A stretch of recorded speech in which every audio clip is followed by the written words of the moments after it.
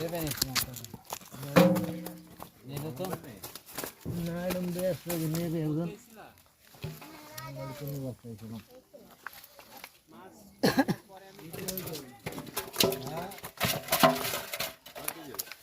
গিটা নেবে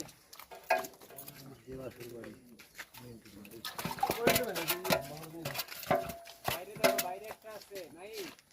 বাইরে একটা আছে দেখো 30 নিয়ে যাও বড় মাছ কি 250 করে দেখে